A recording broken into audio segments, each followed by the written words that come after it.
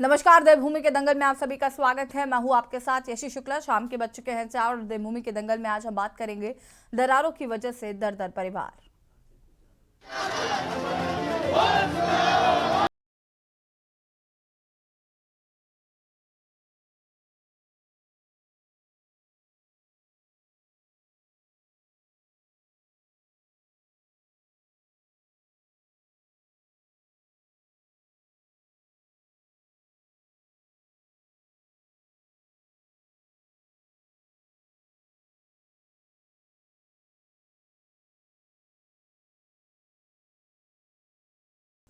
उत्तराखंड के जोशीमठ में आई आपदा के बाद अब लगातार राहत और बचाव के काम में तेजी लाई जा रही है और इसी कड़ी में मंगलवार को एनडीएमए की टीम जोशीमठ पहुंची। दरअसल एनडीएमए की 4 सदस्यीय टीम ने सोमवार को सीएम पुष्कर सिंह धामी से मुलाकात की थी। इसके बाद टीम ने जोशीमठ जाने का फैसला किया। टीम में बॉर्डर मैनेजमेंट सिक्योरिटी भी मौजूद है। यह टीम जोशीमठ के हालात का जायजा लेने के बाद केंद्र सरकार को इसकी रिपोर्ट सौंपेगी। वहीं आज राज्य रक्षा मंत्री अजय भट्ट भी जोशीमठ पहुंचे, जहां पर प्रभावित इलाकों का दौरा किया और साथ ही इस दौरान मौके पर सेना, राहत एजेंसी, प्रशासन के अफसरों के साथ मुलाकात की। आपको बता दें कि फिलहाल जोशीमठ में मंगलवार को मौसम साफ रहा, लेकिन आने वाले समय में मौसम विभाग ने अधिक ऊंचाई वाले क्षेत्रों में बारिश और बर्फबारी की संभावना जताई है, जो जोशीमठ के लिए खतरे से कम नहीं है। वहीं अब तक बात करें तो 81 परिवारों को राहत शिविर में शिफ्ट किया गया है और 678 भवनों में दरार आने की वजह से जल्द ही उनको भी शिफ्ट किया जाएगा। इसके चलते आज भूदसाव की चपेट में आए होटलों को भी मैनुअली तरीके से गिराने का काम शुरू किया गया है। वही धामी सरकार की माने तो पल पल की रिपोर्ट मुख्य सचिव एसएस संधू ले रहे हैं और साथ ही लगातार भूविज्ञान पूरी स्थिति पर अध्ययन कर रहे हैं। लेकिन सबसे पहले सरकार की प्राथमिकता यही है कि जल्द से जल्द वहां के लोगों को सुरक्षित निकालकर स्थानों पर स्थापित किया जाए। चर्चा आज इसी पर, दरारों का वार, दर दर परिवारों से पहले रिपोर्ट।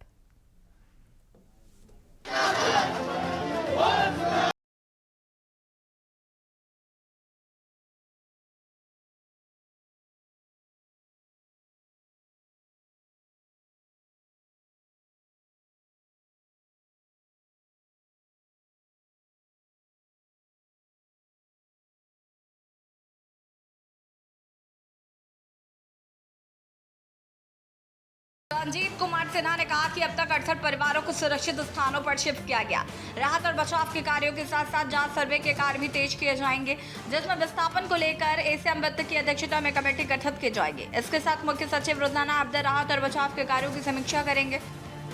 आपदा सचिव ने कहा कि IIT Roorkee geo technical study करेगी, वाडिया इंस्टीट्यूट से सिस्मिक टेस्ट करेगा, national institute of hydrology hydrological test करेगा और इसकी रिपोर्ट भी 1 माह के भीतर देनी होगी। मिनिस्ट्री ऑफ होम अफेयर्स से बॉर्डर मैनेजमेंट सेक्रेटरी और उनकी टीम, साथ ही एनडीएमए के चारों मेंबर सेक्रेटरी और 3 सदस्य। रुक करेंगे स्पीड न्यूज का।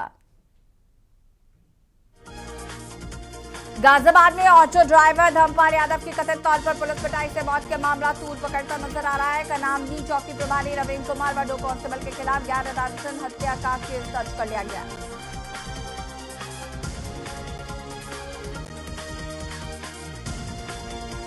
मुजफ्फरपुर में एक बार फिर बेखौफ अपराधियों ने एक युवक को मारी गोली, जिससे युवक की स्थिति गंभीर बनी हुई है। जानकारी के अनुसार मामला जिले के अहियापुर थाना क्षेत्र के जयलाल चौक का है।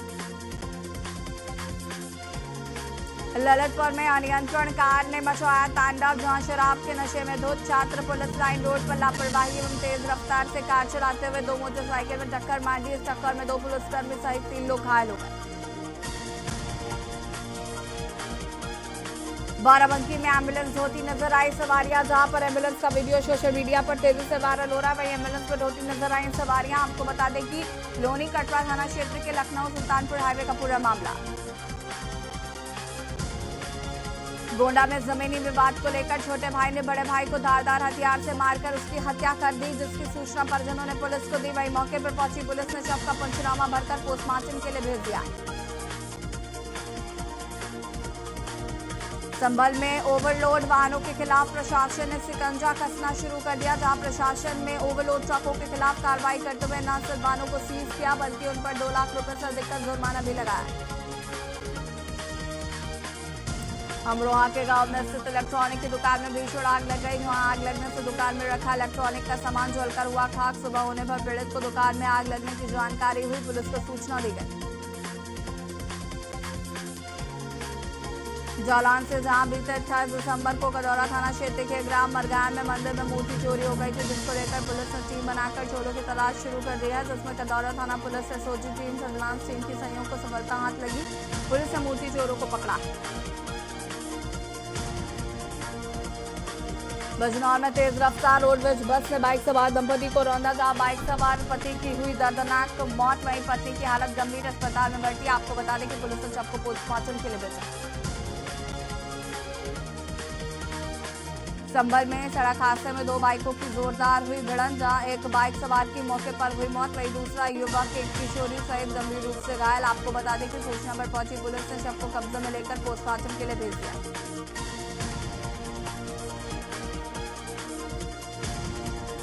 एटा में चचेरे भाई पर अधेड़ व्यक्ति से वसीयत के बाद हत्या करने का आरोप, जहां 2 दिन पूर्व संदिग्ध परिस्थितियों में अधेड़ की हुई थी मौत, वहीं मृतक का शव एम्बुलेंस से लेकर पीड़ित परिजन पहुंचे कलेक्ट्रेट। गोंडा में नाबालिग लड़की के साथ हुआ दुष्कर्म, जहां दुष्कर्म करने का वांछित अभियुक्त मिशन शक्ति अभियान के तहत गिरफ्तार, वहीं थानाध्यक्षों को दिए गए कड़े निर्देश। आगरा में नाले में पड़ा मिला युवक का शव, शराब के नशे में गिरने की जताई जा रही आशंका, सूचना मिलने पर पहुंची पुलिस ने शव को कब्जे में लेकर पोस्टमार्टम के लिए भिजवाया। थाना शमशाबाद क्षेत्र के मोहल्ला टोला स्थित सुबह तड़के की घटना। रायबरेली में जहां संदिग्ध परिस्थितियों में बंगले में लगी भीषण आग, गांव के बाहर बकरी बांधने का बना था बाड़ा, बंगले में बंधी लगभग 3 दर्जन बकरियों की जलकर जान चली गई। मौके पर पहुंची फायर ब्रिगेड ने आग पर काबू पाया। चंदपुर थाना क्षेत्र के रतनखेड़ा गांव की घटना बताई जा रही। रायबरेली में गौकशी के लिए जा रहे गौवंशों को स्थानीय लोगों की मदद से पकड़ा गया। दर्जनों की संख्या में गौवंश प्राथमिक विद्यालय के पीछे बाग में बंधे थे। स्थानीय लोगों ने पुलिस को सूचना दी। नसीराबाद थाना क्षेत्र के रजियापुर गांव का पूरा मामला बताया जा रहा है। बदायूं में सहसमान में अज्ञात वाहन की टक्कर से 2 गौवंश की हुई मौत। आपको बता दें कि बदायूं के कस्बा सहसमान के पास मेरठ हाईवे पर मार टक्कर। सूचना पर पहुंचे पुलिस प्रशासन अधिकारियों ने जेसीबी से गड्ढे में दबाया। पूरे सम्मान के साथ कराया गया गौवंशों का अंतिम संस्कार। सहसमान कोतवाल विशाल प्रताप व अन्य तहसील अधिकारी रहे मौजूद। चंदौली में तेज रफ्तार पिकअप ने बाइक सवारों को जोरदार टक्कर मारी, जहां मौके पर बाइक सवार युवक की मौत हो गई। वहीं घटना में 2 युवक गंभीर रूप से घायल हो गए। घायलों को झकिया जिला संयुक्त चिकित्सालय में पुलिस ने भर्ती कराया।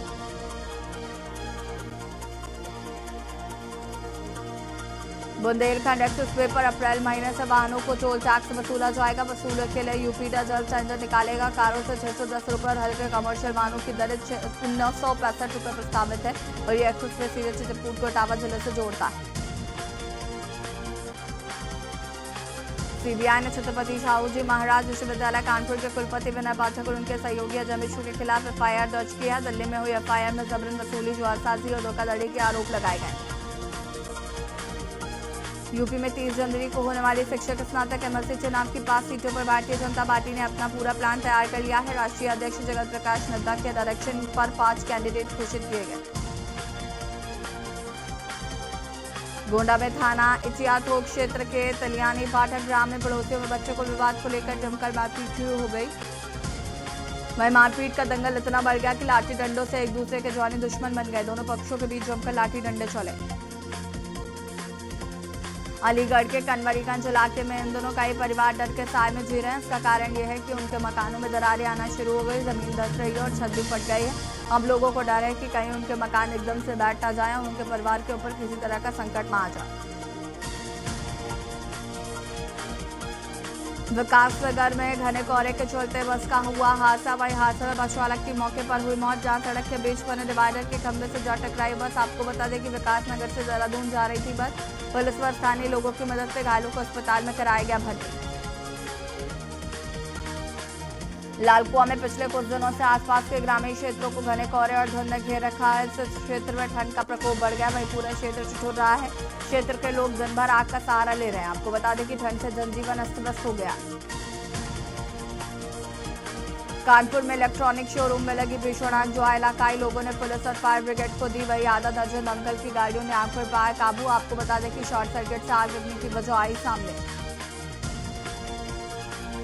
मेरठ में रुपए के लेन देन को लेकर युवक की गोली मारकर हत्या, जहां युवक के कारोबार करने के लिए दिए थे 22 लाख उधार। वहीं कारोबार न चलने पर युवक ने मांगे थे अपने उधार। आपको बता दें कि 5 लाख देने का वादा कर बुलाकर युवक को मारी गोली।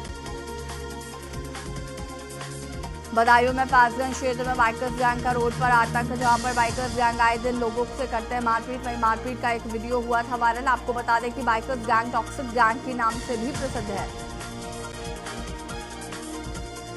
मिर्जापुर में राजधानी ट्रेन में हुआ था पथराव, जहां ऊंचर पर खड़ी ट्रेन में हुआ पथराव। वहीं पथराव से टूटे 12 शीशे और लदा शीशे। आपको बता दें कि पथराव से यात्रियों में मचा हड़कंप। उत्तराखंड के सीमांत शहर जोशीमठ पर हो रहे बुद्ध साहब को लेकर ज्योतिषपीठ के शंकराचार्य विमुक्तेश्वरानंद द्वारा राज्य सरकार पर देर से कार्य करने का आरोप लगाया गया था। इसको लेकर अखिल भारतीय अखाड़ा परिषद के अध्यक्ष महंत रवीनपुरी सरकार के समर्थन में खुलकर खड़े हुए।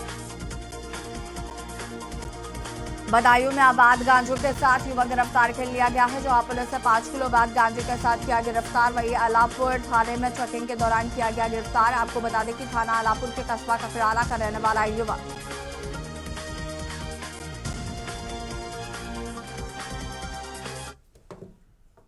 और इसी बीच आपको हापुड़ से खबर बता देते हैं। हापुड़ से खबर, खेलते समय बोरवेल में गिरा 6 वर्षीय बच्चा। हापुड़ से खबर, खेलते समय बोरवेल में गिरा 6 वर्षीय बच्चा। करीब 40 फुट गहरे बोरवेल में गिरा था बच्चा। बोरवेल से बच्चे के रोने की लगातार आ रही आवाज। पालिका के सरकारी ट्यूबवेल का है पुराना खराब बोरवेल। पालिका की घोर लापरवाही, खुला छोड़ा था बोरवेल।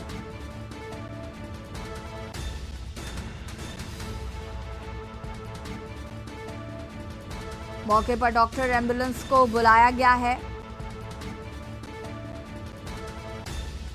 हापुड़ देहात क्षेत्र के मोहल्ला गढ़ी की पूरी घटना बताई जा रही है।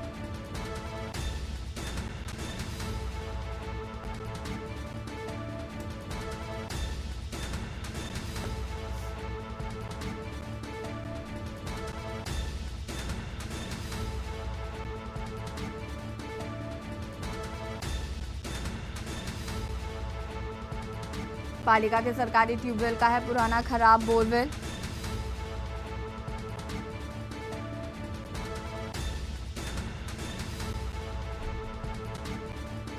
पुलिस ने मौके पर पहुंचकर बच्चे का रेस्क्यू किया जारी।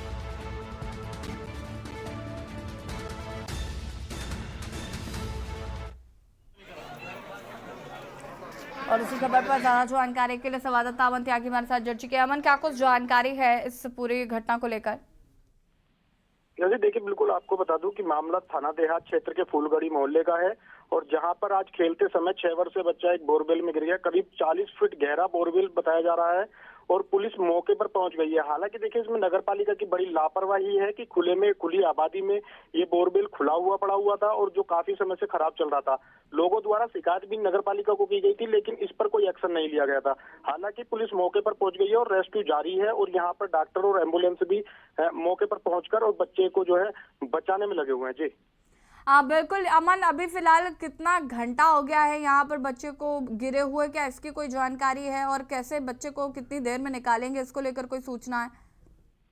जी बिल्कुल, देखिए मौके पर आला अधिकारी भी पहुंच गए और करीब 2 घंटे पहले ये बच्चा बोरवेल में गिरा था और यहाँ पर जो है लोगों के द्वारा और अधिकारियों के द्वारा जो है रेस्क्यू जारी किया गया है और यहाँ पर जो है जल्द से जल्द इसको बच्चे को निकालने की बात पुलिस कर रही है। जी बहुत बहुत शुक्रिया आपका तमाम जानकारी के लिए। खेलते समय बोरवेल में गिरा था 6 वर्षीय बच्चा। फिलहाल पुलिस प्रशासन मौके पर मौजूद है और जल्दी बच्चे को बाहर निकालने की कोशिश की जा रही।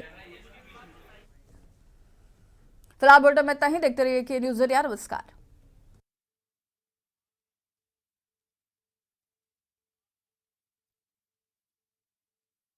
ये सीवर टैंक कच्चे बने हुए हैं, यानी सीधा सीधा पहाड़ के अंदर पानी जाता है। वहां पे सीमेंटेड नहीं बने हुए हैं, इसलिए पौड़ी के हर कदम पे स्वच्छ भारत अभियान के बाद गड्ढे बनाने पड़े लोगों को। जिस तरह का हमारा सीवर डिस्पोजल सिस्टम पहले था उस पे आना पड़ेगा हमें।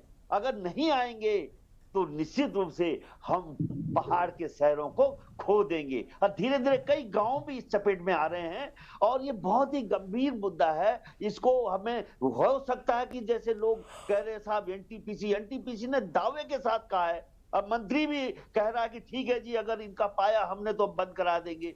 मंत्री खुद शोभा दुनियाल की आज स्टेटमेंट आ रखी है। यानी अभी तक किसी ने भी ये उसको दोषी नहीं करार दे पाए एनटीपीसी को। और कैसे दें हम, क्योंकि पहाड़ों में पहले भी सड़कें बन रही थी, पहाड़ों में परियोजनाएं बन रही थी, और अगर टनल इतनी खतरनाक हैं तो बंबई से पूना तक के जो पहाड़ हैं आज दिन तक टूट गए होते। 100 साल हो गए उन टनलों में ट्रेन गुजर रही है। और वही आप टनल देखिए, हमारे श्रीनगर से कर्णप्रयाग तक टनल बन रही है रेल की, इसका मतलब पहाड़ उजड़ जाएंगे।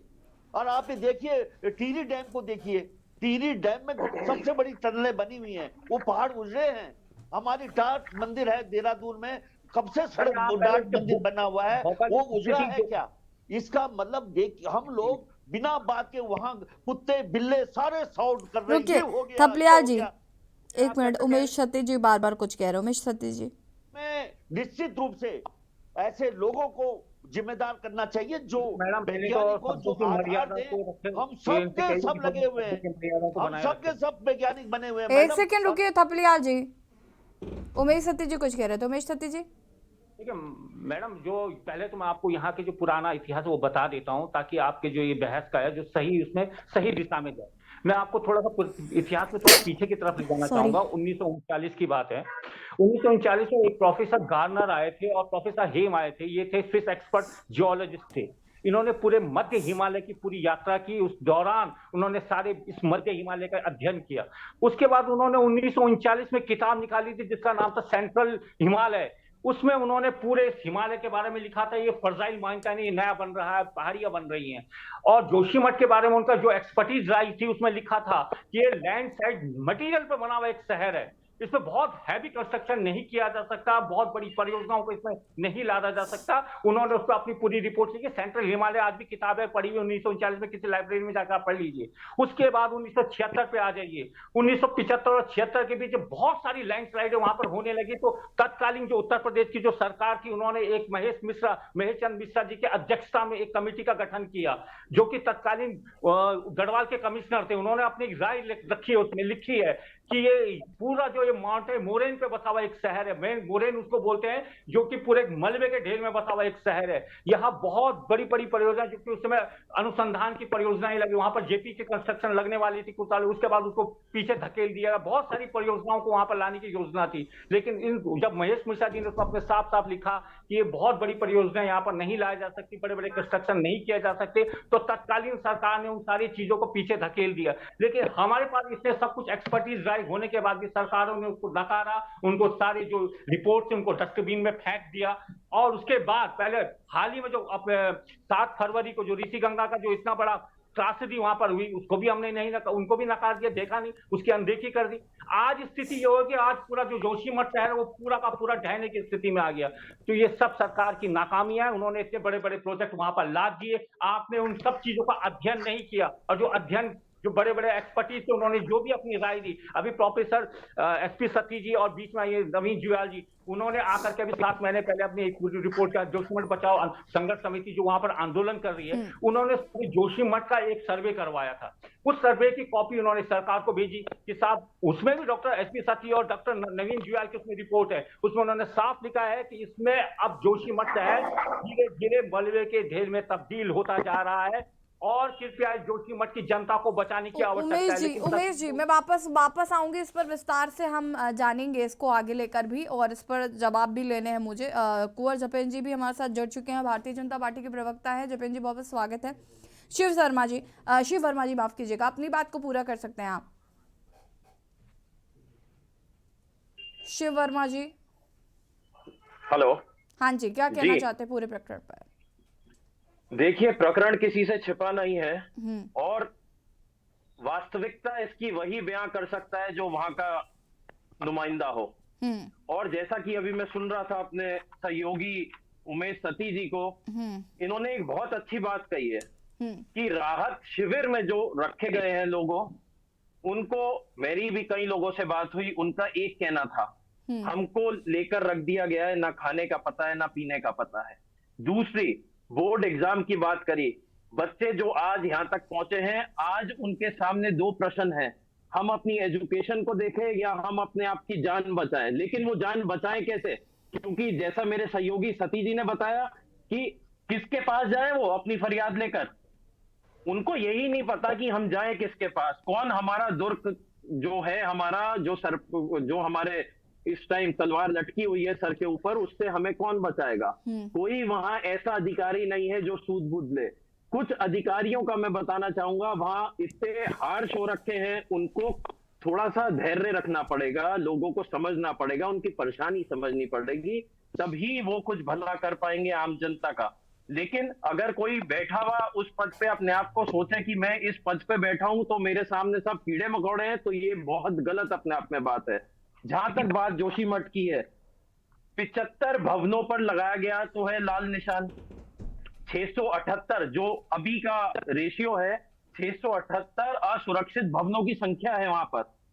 और एक कमेटी बना दी जाती है, वो भी अभी खाली कहा जा रहा है कि 2 कमेटियां बनेंगी। एक तो अध्यक्षता रहेगी मुख्य सचिव वित्त आनंद वर्धन की अध्यक्षता में, और दूसरी डीएम साहब की अध्यक्षता में। जो डीएम साहब की अध्यक्षता में होगी उसमें स्थानीय लोग रहेंगे और जिनके हितधारक जो है वो रहेंगे। अरे आप कब जागेंगे, कब कमेटी बनेगी? ये 2018 में जो प्रोफेसर हैं आईआईटी के, अब तो वो इस दुनिया में नहीं है, मैं उनका भी स्मरण।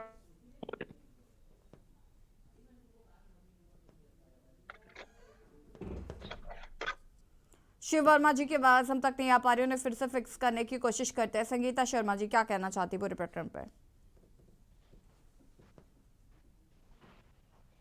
संगीता जी,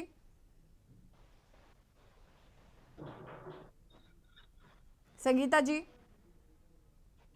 जी यशी जी, क्या कहना चाहती है पूरे प्रकरण पर? देखिए यशी जी, जिस तरह से ये जोशीमठ का मामला चल रहा है तो पूरी तरह सरकार इसके लिए जिम्मेदार है, क्योंकि ये आज का मामला नहीं है जब वहां के लोगों ने या भूगर्भ शास्त्रियों ने सरकार को चेताने का काम नहीं किया। लेकिन सरकार जो थी पूरी तरह से सोई हुई थी। आज भी मैं एक स्टेटमेंट देख रही थी, जो आपदा प्रबंधन के सचिव हैं सिन्हा जी, उन्होंने कहा कि तकनीकी जांच जो है वो पहली बार हो रही है जोशीमठ की। तो सोचिए कि सरकार ने पहले जांच करने का काम भी नहीं किया, जबकि 21 से तो लगातार वहां आंदोलन हो रहे हैं, वहां की जनता लगातार कह रही है कि जोशीमठ को बचाओ। तो सरकार की असंवेदनशीलता, सरकार की लापरवाही का ये परिणाम देखने को मिल रहा है। और आज सरकार कह रही है कि हमने बहुत कुछ किया। आप सोचिए यशी जी, जीवन भर की कमाई एक घर बनाने में कितना सपनों का इंसान अपने सपने संजोता है, पूरी जिंदगी लोगों ने वहां बिताई है। आज जब वो अपने घरों को ऐसे टूटता हुआ देख रहे हैं तो उन पर क्या बीत रही होगी। हम भावनात्मक पहलू को भी देखें उनके, कि उनको जहां वो रहे, सारी जिंदगी बिताई, आज वो बिल्कुल मलबे का ढेर बनने को तैयार है। तो सरकार ने अभी तक भी यशी जी कोई ऐसी नीति लेकर के नहीं आए जो वहां के लोगों के मन के डर को मिटाएं, उन्हें विश्वास में लें कि आप लोगों का घर टूट जाएगा तो आपको ये सुविधाएं दी जाएंगी। उनके मन में अब भी ये डर है कि हमारा क्या होगा। तो सरकार को एक नीति सबसे पहले बनानी चाहिए थी ताकि वहां के लोगों को विश्वास में लिया जा सके, लेकिन सरकार अभी तक इस पर यशी जी कोई काम नहीं कर पाई है। जो यहाँ का युवा है उसको लेकर भी, जो वहां के बच्चे हैं उनकी एजुकेशन को लेकर भी एक क्लियर ब्लूप्रिंट जनता के सामने होना चाहिए था, जोशीमठ के लोगों के सामने होना चाहिए था, जिससे वहां के लोग समझ सके कि सरकार का कदम क्या होगा। लेकिन अभी तक वो क्लियर नहीं है। ठीक है, वापस आएंगे। भारतीय जनता पार्टी के प्रवक्ता जपेन जी का रुख करना चाहूंगी। जपेन जी क्या कुछ कहना चाहते हैं? तमाम आरोप सरकार पर लगाए जा रहे हैं। देखिए, आरोप लगाना तो बहुत आसान काम है, और आज जो जोशीमठ में जिस तरह की व्यवस्थाएं बनाई जा रही हैं, 2 सचिव वहां तैनात कर दिए गए हैं, कंट्रोल रूम वहां स्थापित कर दिया गया है, पूरी तरह सरकार वहां लगी हुई है, केंद्र की नजर उस पे है, पुनर्वास को लेकर घोषणा की जा चुकी है, उसकी योजना तैयार है, वहां व्यवस्थाएं बनाने का काम किया जा रहा है। तो क्या ऐसे में ये शोभा देता है कि विपक्ष मात्र और मात्र राजनीति करे और लोगों में डर का माहौल पैदा करे, और वहां सुझाव देने की जगह, सहायता करने की जगह वहां कोरी और पूरी राजनीति करे? क्या उत्तराखंड के अंदर हर मुद्दा राजनीतिक मुद्दा होना चाहिए? ये आपदा है, डिजास्टर है जो आकस्मिक होता है, और ये डिजास्टर पर्वतीय जनपदों में हम लंबे समय से देखते आ रहे हैं। हमारे साथ हिमाचल है, अभी कुछ वर्ष पूर्व जिस तरह से नेपाल में हुआ, काठमांडू में हुआ, और बिल्कुल शहर के अंदर वहां जिस तरह से पूरी तरह से जमीन फट गई और कई वहां पे बिल्डिंगें उसमें दमीजोज हो गई। और इस तरह से अगर हम देखें तो जोशीमठ को कि ये पूर्व में ही ये अनुमान लगा दिए गए थे कि ये सैकड़ों वर्ष पूर्व, चाहे इसे हम 200 साल कह सकते हैं, 250 साल कह सकते हैं, कि जो लैंड स्लाइडिंग हुआ, जो वहां मलबा आया, उस मलबे के ऊपर धीरे धीरे एक नगर बस गया। अब नगर तो बस गया, लेकिन वो घटना बहुत पहले हुई थी। अब उस नगर को बसने के बाद आज जो दोबारा लैंड स्लाइडिंग हुई है या जो खतरा मंडराया है, तो उस आपदा की दृष्टि से भारतीय जनता पार्टी अपना काम कर रही है। सरकार की जिम्मेवारी बनती है, सरकार का काम है जनता में भरोसा जगाना। सरकार जनता के भरोसे को कायम रखने की दृष्टि से काम कर रही है। मुख्यमंत्री वहां रात दिन नजर बनाए रखे हुए हैं, कंट्रोल रूम काम कर रहा है, अधिकारी काम कर रहे हैं, प्रशासनिक अमले को निर्देश दे दिए जा चुके हैं, व्यवस्थाएं बनाने का काम किया जा रहा है। तो ऐसे में भ्रामक प्रचार करते हुए विपक्ष के सभी साथियों से निवेदन है कि वो अपनी अपनी पार्टी के माध्यम से, अपने कार्यकर्ताओं के माध्यम से, जिस तरह से भारतीय जनता पार्टी की सरकार काम कर रही है, जिस तरह से भारतीय जनता पार्टी का संगठन और सरकार मिलकर वहां व्यवस्थाएं बनाने का काम कर रहे हैं, तो ऐसे ही अन्य दलों की भी जिम्मेवारी बनती है। और अगर वो सब मिलकर करते हैं, अच्छे सुझाव देते हैं, सरकार के साथ आके खड़े होते हैं, तो राजनीति करने के लिए उनके पास बहुत लंबा समय है, रहिएगा राजनीति। लेकिन आज आइए, आज आके जो भारतीय जनता पार्टी ने निर्णय लिया है कि जोशीमठ वासियों की जान माल की सुरक्षा की गारंटी और उसके बाद उनके लिए व्यवस्थाओं और पुनर्वास को आगे बढ़ाना, उसके लिए भारतीय जनता पार्टी की सरकार युवा मुख्यमंत्री के नेतृत्व में संकल्प है और अपने काम को करके दिखाएगी।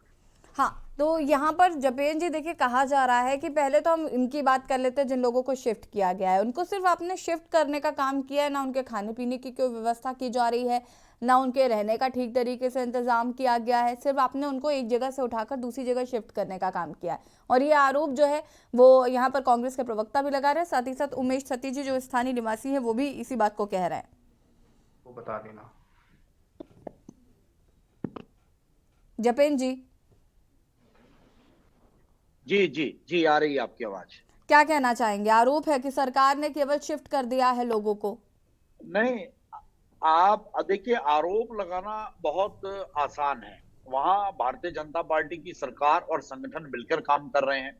अधिकारियों को स्पष्ट निर्देश है, निर्देश के साथ व्यवस्थाएं बनाई गई हैं और सरकार प्रयास कर रही है कि वहां किसी भी तरह की तकलीफ ना हो। लेकिन वो आपदा है, अगर आपदा में कुछ लोगों को दुख पहुंचा या उनकी व्यवस्थाओं में कहीं कोई विलंब हुआ है, तो निश्चित तौर पर सरकार उसके लिए खेद प्रकट करती है। लेकिन जिस तरह से व्यवस्था बनाई जाती है, उन व्यवस्थाओं को चुस्त दुरुस्त करने की दृष्टि से इस तरह रखी जा रही है।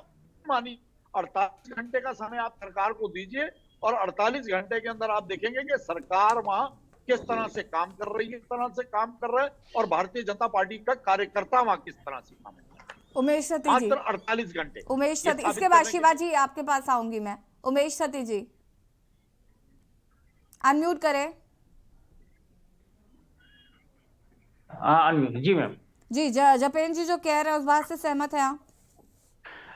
देखिए जी, जहां तक ये कह रहे थे सरकार और संगठन का, तो यह हाल है कि महेंद्र वर्मा जी से हमारी कल मुलाकात हुई थी, यहीं देहरादून में हम उनके पास ज्ञापन देने गए थे। वो अभी तक वहां पर कल जाकर के पहुंचे इतने दिनों की घटना के बाद। हमने उनसे कहा साहब आप तो हमारे क्षेत्र के प्रतिनिधि रहे हैं, 2 बार आप वहां से विधायक रहे हैं, आपकी स्थिति ये है। और सांसद महोदय, सबसे बड़ी बात तो यह, सांसद महोदय 15-20 दिन बाद वहां पहुंच रहे हैं, जिनको तत्काल पहुंचना चाहिए था। वो भी तब जब लोगों ने लगातार उनको क्रिटिसाइज किया, वहां पर बोलते रहे कि कहाँ है हमारे जनप्रतिनिधि। तो जनप्रतिनिधि का हाल तो ये है। दूसरी बात, जहां तक ये कह रहे हैं व्यवस्थाओं का हाल, तो यह साहब किसी को कहीं ठहरा दिया, एक परिवार यहाँ ठहरा दिया, दूसरे वहां, उनके कोई खाने पानी पीने की कहीं कोई समुचित व्यवस्था नहीं, अधिकारी को सुनने को तैयार नहीं। रही बात जिन मकानों का आपने ध्वस्तीकरण, जहां आपने लाल निशान लगा दिया, अब दोबारा वहां जाने की स्थिति तो है नहीं। आप उनका मानक किस हिसाब से तय करें? हमारी तो ये, हम तो सरकार से ये मांग करें, आप उनकी जो भवन के जो मानक है, वो बद्रीनाथ का जो मास्टर प्लान है, जहां जिस मानक तय हुआ है, वही मानक आप जोशीमठ के साथ भी तय करें। उनको उसके आधार पर उनको पेमेंट दे दी जाए, ताकि वो अपना पैसा लेकर कहीं अन्यत्र जाकर जहां भी वो जाए, वो अपना मकान बनाए, जो भी बना सकते बनाए। हमारी सरकार से ये मांग है। जपेन जी देखिए, जिस तरह से अभी हमने पूरा वक्तव्य सुना, तो एक तो द्वेष की भावना से आरोप नहीं लगने चाहिए। देखिए साहब, माननीय मुख्यमंत्री जी वहां 2 दिन, देखिए हम बीच में नहीं बोलते हैं। आप हमारी बात से संतुष्ट हो ना हो वो आपका विषय है, लेकिन जब आपका समय आएगा तब आप बोलिएगा।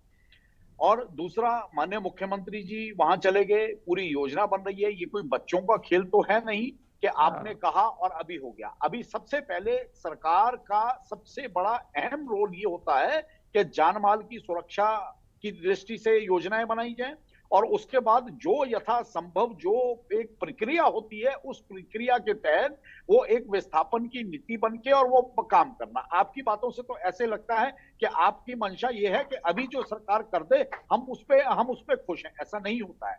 आप व्यावहारिक तौर पर बात करें, देखिए तब आपको पता चलेगा। आज जान माल आप की, यहाँ पे आज बैठे सरकार के लिए, तब आपको लगता है आज कि यहाँ कुछ सरकार नहीं के हो रहा लिए है। आप भी महीने में 15 दिन देहरादून रहते हैं, आप भी महीने में 15 दिन देहरादून रहते हैं। आप देहरादून राजधानी है तो वहां से सरकार चलेगी ना। इतना बड़ा प्रदेश है, तो आपको क्या लगता है कि सरकार को या सरकार के प्रतिनिधियों को या प्रदेशाध्यक्ष को क्या चिंता नहीं है जोशीमठ वासियों की? है। लेकिन आप लोग पूरी राजनीति और उसमें इस तरह के भ्रामक प्रचार से अपने आप को बचाएं और अपने सच्चे उत्तराखंडी होने का सबूत दें। सरकार उत्तराखंडियों के लिए समर्पित है, उत्तराखंड की जनता द्वारा चुनी हुई है और उत्तराखंड की जनता की उम्मीदों के ऊपर खरा उतरने का प्रयास कर रही है। ठीक है, शिवा वर्मा जी कुछ कहना चाहते थे। शिवा वर्मा जी, सबसे पहले तो मैं ये कहना चाहूंगा कि आपदा की स्थिति है और सरदार जो हमारी सरकार है उसको पूरी जिम्मेदारी लेनी होगी, जिसमें हम भी सहयोग करने को तैयार हैं। निश्चित तौर पर सरकार जिम्मेवारी लेने के लिए तैयार है। सरकार जिम्मेवारी ले रही है, उठा रही है। बहुत सारी चीजें अभी प्रवक्ता महोदय बीजेपी के उन्होंने गिनवाई कि वहां 2 सचिव डिप्यूट कर दिए गए हैं, पुनर्वास की वो हो रही है, पूरी योजना तैयार हो रही है। योजना कब तैयार होगी? वो इतना समय लगा दिया, योजना तैयार ही नहीं हो रही अभी आपकी। दूसरा ये कह रहे हैं कि आप हमको कोई सजेशन दीजिए।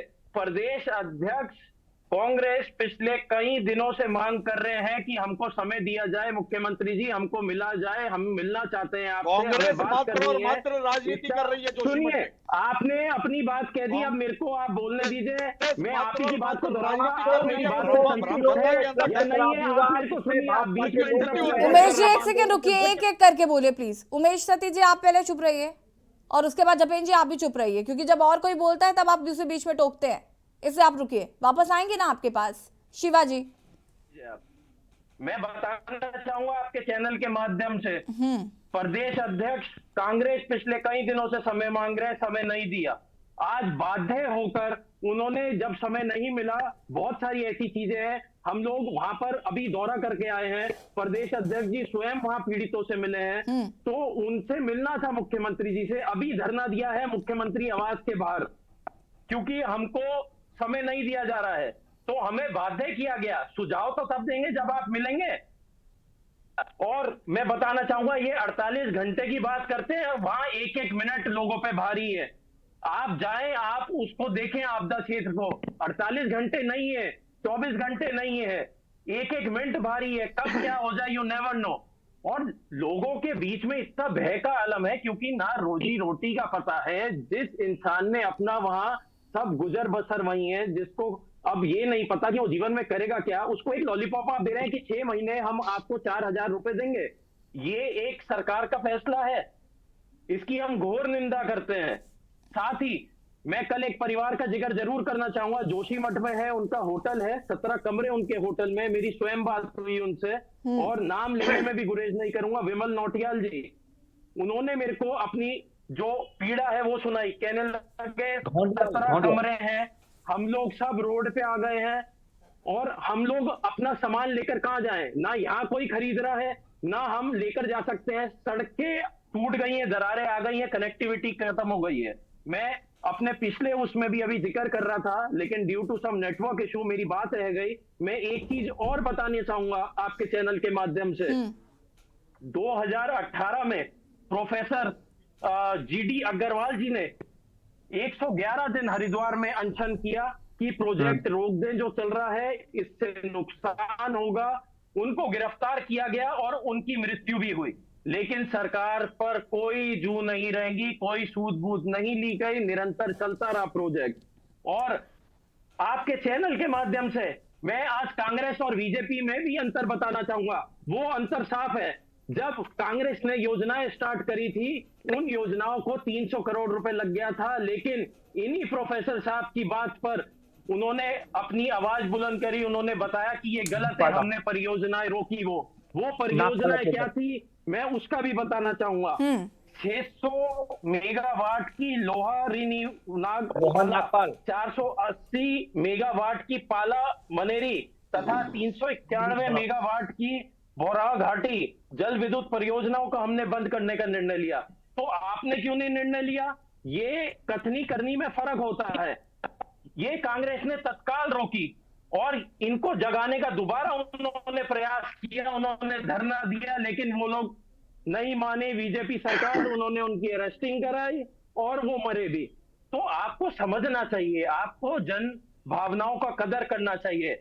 और मेरी एक मांग है सरकार से, जिस हिसाब से टिहरी विस्थापितों के तर्ज पर जो पुनर्वास वैसा किया जाए इनका, जिसकी जमीन जितनी जा रही है उस एवज में मिले, जो इन्होंने 4 गुना सर्कल रेट पे इनको दिया जाए, संपत्ति का आकलन किया जाए पूर्ण रूप से, किसी पे जमीन थी जमीन और घर दिया जाए।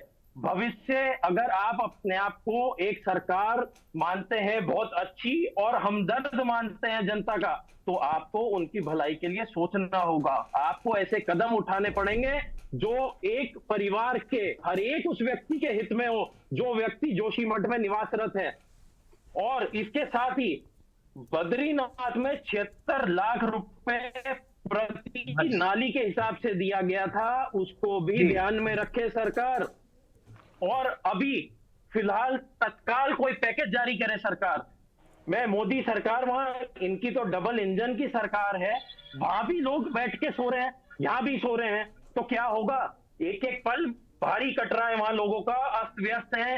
इतनी महिला शक्ति सड़कों पे उतारू है, रात को ठंड बहुत है वहां पर, खाने का कोई प्रबंध नहीं है, पीने का कोई प्रबंध नहीं है। उस चीज को भी ध्यान में रखना होगा। साथ ही जो अन्य पहाड़ी स्थल है उनका भी सर्वेक्षण कराना होगा। देखा जा रहा है देहरादून में भी बहुत शिवाजी रुकिए, इसका जवाब मुझे लेना है जपेन जी से, और उसके बाद फिर मैं पीसी थपलियाल और संगीता जी का भी रुख करूंगी। जपेन जी, मैं आपसे जानना चाहूंगी, जैसे कि अभी यहाँ पर शिवा वर्मा जी कुछ आंकड़े दे रहे थे कि कांग्रेस ने उन परियोजनाओं को रोका जब उन्हें पता चला कि ये उसके अनुरूप नहीं जा रहे हैं, जो भी वहाँ का मापदंड है या जो भी मानक है उन चीज़ों को लेकर। आपकी सरकार संवेदनशील क्यों नहीं रही? आपकी सरकार ने इन मानकों का ध्यान क्यों नहीं रखा? आपको नहीं पता था कि जोशीमठ कर्व शेप में है, वहां पर क्या क्या समस्या है, ड्रेनेज सिस्टम जिसका जिक्र पीसी थपलियाल जी लगातार कर रहे हैं, ये सारी चीजें क्या आपकी सरकार को नहीं मालूम थी, या आप उस ओर ध्यान ही नहीं देना चाह रहे थे? आप चुनाव में इतना बिजी हो जाते हैं कि आपको पता ही नहीं चलता कि और जगहों पर क्या चल रहा है। देखिए, संपूर्ण उत्तराखंड और उत्तराखंड के पर्वतीय जिले बहुत संवेदनशील माने जाते हैं। और जोशीमठ के बारे में जिस तरह से सैकड़ों वर्ष पहले का निकल के आया है कि ये सारा लाइन स्लाइडिंग और मलबे के ऊपर एक शहर बस गया, तो ये तो एक उसका तकनीकी पहलू हो गया, उसका ऐतिहासिक पहलू हो गया। अब उसे किस तरह से आज वो आपदा आ रही है और किस तरह से उससे पार पाना है, ये सरकार के लिए महत्वपूर्ण है, क्योंकि मौके पे भारतीय जनता पार्टी की सरकार है और भारतीय जनता पार्टी की सरकार का ये फर्ज है और भारतीय जनता पार्टी की सरकार ये अपनी जिम्मेवारी को समझती है कि हमें कैसे काम करना है और आज वहां से जनता को उस मुसीबत से कैसे बचाना है।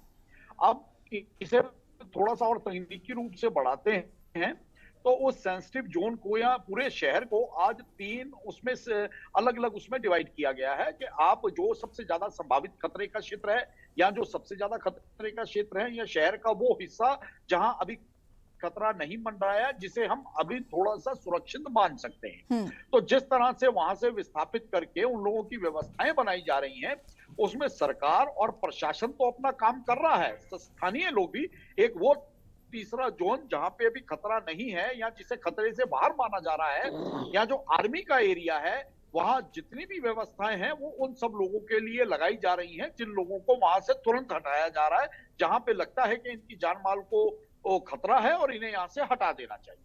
पूरी तरह से सरकार व्यवस्थाएं बना रही है। स्क्रीन के ऊपर बैठकर पूरी राजनीतिक बात करना, आरोप लगाना और उसके अंदर से अपने राजनीतिक तत्वों को उजागर करना, ये बहुत आसान काम है। जब मौके पे आप जाके देखेंगे, आप ग्राउंड रिपोर्ट चेक करेंगे, तो आज चाहे सरकार हो, चाहे भारतीय जनता पार्टी का संगठन हो, वहां शासन प्रशासन हो या वहां जो हमारा और सुरक्षा एजेंसियों का एरिया है, उनके पास जितनी सुविधाएं हैं उन सबका उपयोग वहां की जनता की सेवा के लिए, उनकी सुरक्षा के लिए, उनकी व्यवस्थाओं के लिए किया जा रहा है। तो ये भ्रामक प्रचार से बाहर निकलकर आप सहयोग करें। आपके कार्यकर्ता कहाँ हैं? आपके कार्यकर्ता भी उतरे, सेवा भाव, राजनीति बाद में कर लीजिएगा, पहले हम मिलकर वहां के शहर को बचाएं। तो आप तो मिल भी नहीं रहे ना शिवाजी, अभी यही तो कह रहे थे कि आपके मुख्यमंत्री तो मिल भी नहीं रहे। मिलके कैसे हम आगे चीजों को करेंगे जब आप मुलाकात ही नहीं करेंगे तो? जी जी, जब मुख्यमंत्री जब जाएंगे, जोशीमठ जाएंगे, तो आप पीछे से मुख्यमंत्री जी से मिलने का समय मांगेंगे।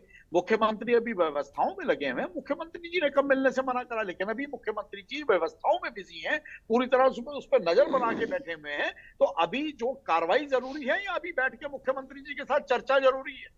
एक ये कॉमन सेंस की बात है कि अभी चर्चाओं से वहां पे काम होना है या व्यवस्थाओं से होना है? सरकार और मुख्यमंत्री व्यवस्था बनाने में लगे नहीं है ना कॉमन सेंस सर, इतना भारतीय जनता पार्टी जितना कॉमन सेंस नहीं आ पा रहा है। शिवा वर्मा जी एक सेकंड रुकिएगा प्लीज। पीसी थपलियाल जी, मुख्यमंत्री जी से अपने पीसी थपलियाल जी, जपेन जी की बातों पर। जी, पहाड़ इतना कमजोर नहीं है, क्योंकि हमने इतनी बड़ी बड़ी आपदाएं झेली हैं। हम छोटे थे तो हमारे सामने पूरा सतपुली बह गया था, तो भी हम खड़े हुए। हमारे सामने श्रीनगर बह गया था, हम तो भी खड़े हुए। और हाल में ही आपने देखा होगा केदारनाथ जैसी आपदा को भी इस पहाड़ ने झेला है। और उससे पहले उत्तरकाशी के जो भूकंप था, महाप्रलय थी, जहां देहरादून भी डोल गया था, हमने वो भी झेला था। क्या ये सब डर के मारे छोड़ के चले जाएं हम इस पहाड़ को? हम पहाड़ में रहेंगे, और पहाड़ में जो ये राजनीति ऐसे दयनीय। अनम्यूट करे थपलियाल जी, अनम्यूट करे थपलियाल जी। इतना दयनीय नहीं है मैडम कि हम लोग वहां से, क्योंकि अभी टूटे नहीं है मकान। अभी मकान में जो दरारें आई हैं, ऐसी दरारें मैं बोल नहीं रहा कि धारचूला में भी आ रखी हैं। वो तो जोशीमठ की आवाज बुलंद है, इसलिए इस आवाज को बहुत, नहीं तो आप उन 50,000 लोगों को सुनिए जो हल्द्वानी में डरे हुए हैं कि हमारे घर ही खत्म हो जाएंगे और उनका बसने का कहीं ठौर ठिकाना ही नहीं है।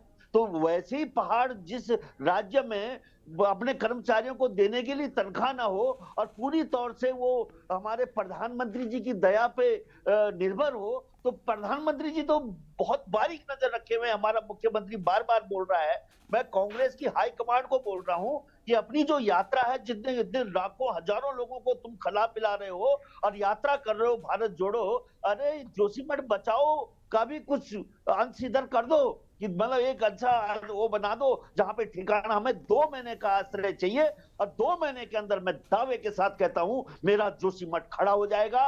ये जो हल्ला गुल्ला वो मचा हुआ है, जीडी अग्रवाल की बात करते हैं। जीडी अग्रवाल यहाँ पे अविरल गंगा की बात करने आया था, हमने उसको नदी में फेंक दिया होता। फौजियों ने हमने कहा तुम हमारी चिंता मत करो, तुम जाओ कानपुर में, कानपुर की चिंता करो। अविरल गंगा, हमारे गंगा में प्रोजेक्ट बनेंगे, पावर प्रोजेक्ट हमारे जैसे टिहरी डैम जैसे बने हैं, ऐसे बनेंगे, और हम ऐसे फूल प्रूफ बनाएंगे जो विश्व बनाता रहा है। ठीक है शिवाजी, एक सेकंड थपलियाल जी। शिवाजी, अभी ग्राउंड रिपोर्ट की बात कर रहे थे बीजेपी के प्रवक्ता, तो मैं बताना चाहूंगा ग्राउंड रिपोर्ट पे ही हम बात करते हैं। हम राजनीति रोटियां नहीं सेकते हैं। ये ग्राउंड रिपोर्ट की जो मैं बात कर रहा हूं, मैं इनको बता दूं, प्रदेश अध्यक्ष कल ही होकर आए हैं करण मेहरा जी, और ग्राउंड रिपोर्ट में सारे तथ्य ये आपके सामने आया कि लोगों को खाना नहीं मिल रहा है। और एक और बात मैं बता दूं आपको, शायद आपकी जानकारी में नहीं होगा क्योंकि आप होके नहीं आए हैं, जहां आपने इन लोगों को शिफ्ट किया है उन तक में दरारें आ गई हैं, वो भी कभी भी गिर सकते हैं। तो उसके बारे में आपका क्या कहना है? आप कॉमन सेंस की बात करते हैं, तो आप ही ने अभी अपने बयान में कहा कि सुझाव दे। सुझाव कैसे दे? मान्यवर मिले तो आपको हमसे मिलने में गुरेज क्या है? आप तो मुखिया हैं इस प्रदेश के, मुखिया तो सबका होता है। मिलेंगे तभी सुझाव देंगे, या ऐसे ही डिबेट पे सुझाव दें उनको सुनेंगे आप? लेकिन उसके लिए भी टाइम नहीं है आपके पास। और जहां तक आप बात करते हैं कि संगठन आपने वहां डिप्यूट किया हुआ है, आपके अध्यक्ष तो खुद कल होकर आए हैं वहां। तो इन सब चीजों को आप पहले सोचे समझें, उसके बाद आप बताएं कि राजनीति कर कौन रहा है। हम लोग निरंतर वहां पर चाहे हमारे कार्यकर्ता हो, चाहे पदाधिकारी हो, सब वहां पर एकजुटता के साथ लोगों के साथ कंधे से कंधा मिलाकर खड़े हैं। सब उनकी आवाज बुलंद करने में लगे हैं, और वो आवाज बुलंद करना इसलिए जरूरी है क्योंकि आप लोग सुन नहीं रहे हैं, आप लोग बहरे हो चुके हैं। ये गूंगी बहरी सरकार है, सुनना चाहिए, पीड़ा की आवाज सुनिए, लोगों की हमदर्द बनिए, खाली बैठ के बातें ना बनाए। और स्क्रीन पे बातें बनाने का काम बीजेपी करती है, कांग्रेस नहीं करती है। कांग्रेस धरातल पे काम करती है। ठीक है शिवाजी एक सेकंड रुकिएगा। संगीता जी देखिए यशी जी, कुंवर जपेंद्र बड़े भाई मेरे बार बार कह रहे हैं कि ये आपदा है आपदा है आपदा है। मैं तो कहती हूँ सरकार का किया धरा है। सरकार पहले जाग जाती तो ऐसा नहीं होता। ये आपदा नहीं है, ये सरकार की असंवेदनशीलता का परिणाम है। इसे आप आपदा का नाम मत दीजिए। बार बार ये कह करके कि ये आपदा है। वहां के लोगों ने 2021 से आपको लगातार जगाने का काम किया। आपकी सरकार कहाँ सोई हुई थी? आप यशी जी आपने बिल्कुल ठीक कहा, ये हमेशा चुनावी मोड में रहते हैं। चुनाव जीत ले, सत्ता में आ जाए, बाकी इनको कोई मतलब नहीं है कि उत्तराखंड की जनता के साथ क्या हो रहा है। एक मामला नहीं है, आज बात जोशीमठ की है तो जोशीमठ पर की जाएगी। पिछले हमने कितने मामले ऐसे देखे कि सरकार को केवल चुनाव से मतलब है, बाकी इन्हें कोई मतलब नहीं। वहां के लोगों ने जो जोशीमठ हेलन मारवाड़ी जो बाईपास बन रहा था उसका भी यशी जी लगातार विरोध किया कि वो बाईपास ना बनाया जाए। क्या आपकी सरकार जागी? आपने उस काम को रोका। आपको तो जो तीर्थ स्थली है उसे पर्यटन नगरी बनाना है। इस तीर्थ स्थली को पर्यटन नगरी बनाने का काम मत कीजिए, इसके दुष्परिणाम सामने आएंगे। और वही आज जोशीमठ झेल रहा है। और आप दूसरों पर इल्जाम लगा रहे हैं कि सब राजनीति कर रहे हैं। कांग्रेस, आम आदमी पार्टी, विपक्षी दल, आप उनको कह सकते हैं कि राजनीति कर रहे हैं, लेकिन जो वहां के स्थानीय निवासी कह रहे हैं वो क्या राजनीति कर रहे हैं? वो किसी राजनीतिक दल से नहीं जुड़े हैं। कुंवर जी इस बात को भी सोचिए। ठीक है संगीता जी एक सेकंड रुकिएगा। जबेन जी जवाब दीजिए कि आपने यहाँ पर उमेश सती जी को भी कह दिया कि वो राजनीति करने की कोशिश कर रहे हैं। अभी एक सवाल यहाँ पर आया था बोर्ड एग्जाम्स को लेकर कि बोर्ड एग्जाम्स जो हैं वो बच्चों के नजदीक हैं, बच्चे ना पढ़ाई पर कर पा रहे हैं और वो हर बार यही सोच रहे हैं कि हम अपनी जान बचा ले पहले, वही बहुत बड़ी बात है। क्या होगा ऐसे बच्चों का? सरकार का सबसे पहला जो कदम है वो जोशीमठ के निवासियों की जान माल की सुरक्षा की गारंटी देना है, जो हम दे रहे हैं। और हमें अपने कांग्रेस के साथी प्रवक्ता की राजनीतिक और सामाजिक समझ अभी आपने कहा कि हम जान माल की सुरक्षा की बात कर रहे हैं, तो मुझे जरा ये बताइए कि जहां पर आपने इन लोगों को शिफ्ट किया है वहां पर भी दरारें आ रही हैं, ये खबरें हैं। अब आप मुझे बताइए कि अब तो आप सीधे कह देंगे कि हम ही सही बोल रहे हैं। इन सब खबरों को कैसे डिनाई कर सकते हैं आप जपेन जी यहाँ पर बैठकर? ये जी नहीं, हम चर्चा कर रहे हैं ना, आप हम चर्चा ही तो कर रहे हैं आप सब लोग हम बैठ के। तो ये कांग्रेस की खबरें हैं, कांग्रेस द्वारा जनित खबरें हैं। हमारा निवेदन है कि इनके प्रदेशाध्यक्ष एक बार प्रतिनिधि मंडल लेके कल वहां और जाएं। आपको लगता है कि यहाँ प्रदेशाध्यक्ष से द्वेष वाली आप बात कर रहे हैं? तो जो लोग कांग्रेस और भारतीय जनता पार्टी के संगठन की समझ रखते हैं तो उन्हें पता है कि भारतीय जनता पार्टी का संगठन और उनके सहायक संगठन के कार्यकर्ता ऐसी देश में भी बाहर निकालते हैं। और यहाँ हमें की एक बात बहुत अच्छी लगी कि उन्होंने बहुत स्पष्ट वार्ता से कहा कि भाई भारतीय जनता पार्टी तो अपना काम कर रही है, जो पूरे देश में कांग्रेस यात्रा निकाल रही है तो उस यात्रा के ऊपर इतना लाखों करोड़ों रुपया खर्च हो रहा है, वहां हो रही है व्यवस्था। जबेन जी आपको ये बात वैसे अच्छी लगनी नहीं चाहिए थी, क्योंकि कांग्रेस क्या कर रही है? आप कांग्रेस की यात्रा का इंतजार कर रहे हैं क्या कि कांग्रेस यात्रा निकालेगी तब हम आगे जाके कुछ करेंगे? उनकी यात्रा निकले ना निकले इस बात से हमें कोई फर्क नहीं पड़ता, जोशीमठ के लोगों को कोई फर्क नहीं पड़ता, वो घर में बैठे रहें। हमें इस बात से फर्क पड़ता है कि जोशीमठ के लोग सुरक्षित रहें। ये कोई अच्छी बात नहीं थी। करना है करें, नहीं करना नहीं कर रहे हैं। आपकी जो जिम्मेदारी है वो तो करिए। हम जो भारतीय जनता पार्टी की जिम्मेवारी है भारतीय जनता पार्टी कर रही है, और भारतीय जनता पार्टी अपनी जिम्मेवारियों का निर्वाह कर रही है, अपनी जिम्मेवारियों को समझ रही है। और वहां लोगों की सुरक्षा की दृष्टि से शासन, प्रशासन, कार्यकर्ता, सरकार सभी काम कर रहे हैं। यही हम समझाने का प्रयास करते हैं। ठीक है जपेन जी। उमेश सती जी अंतिम प्रतिक्रिया मैं आपकी लूंगी। उमेश सती जी। अनम्यूट करें।